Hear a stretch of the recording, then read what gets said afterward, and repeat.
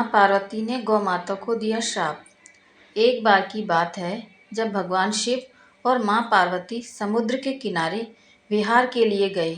इस दौरान भगवान शिव के मन में एक शरारत सूझी और उन्होंने कहा कि देवी पार्वती, मुझे अचानक एक आवश्यक कार्य के लिए जाना पड़ रहा है। मैं कार्य पूर्ण होते ही शीघ्र आपके पास वापस आता हूँ। आप यहीं मेरी प्रतीक्षा कीजिए। असल में भगवान शंकर माता पार्वती को परेशान करना चाहते थे। भगवान शिव की बात मानकर माता पार्वती अकेले ही समुद्र तट पर बैठकर उनकी प्रतीक्षा करने लगी और इसी तरह शाम हो गई। उस दिन तीज की तिथि थी। जब रात तक शिवजी नहीं लौटे तो माँ पार्वती ने समुद्र तट पर ही रेत की शिवलिंग का निर्माण किया और आसपास उपलब्ध पूजन सामग्री से शिवजी की रात भर निर्जल और निराहार उपासना की और व्रत संपन्न किया। भगवान शिव वहाँ सूक्ष्म रूप में पहले से ही विराजमान थे और वो सभी गतिविधियों को निहार रहे थे।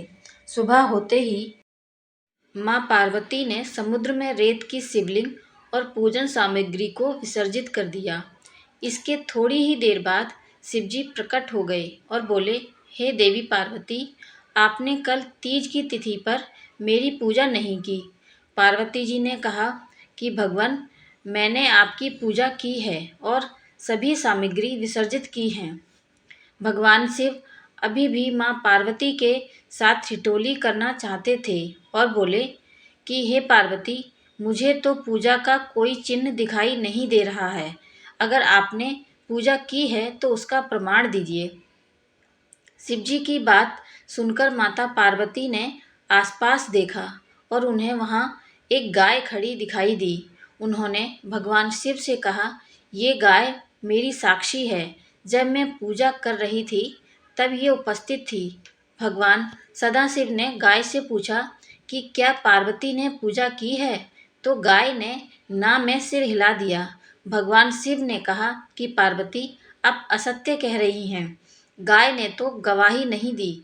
भगवान शिव के सामने स्वयं को अकारण झूठा साबित होना माँ पार्वती जी को सहन नहीं हुआ और उन्होंने उसी वक्त गाय को श्राप दिया कि तू दिव्य जन्मा है, जगत कल्याण के लिए प्रकट हुई है, इसलिए जनहित के लिए तेरे गुण यथावत रहेंगे, किंतु जिस मुख से तुमने ये झूठी गवाही दी है उसे दंड भुगतना पड़ेगा। झूठ बोलने के कारण ही अब झूठन ही तेरा आहार होगा। इस तरह झूठ बोलने से गौ माता पार्वती देवी की क्रोध भागीदारी बनी और आज तक उनकी संतान अच्छा भोजन प्राप्त होने के बावजूद भी झूठन ही खाती है। जय भोलेनाथ, जय माँ पार्वती।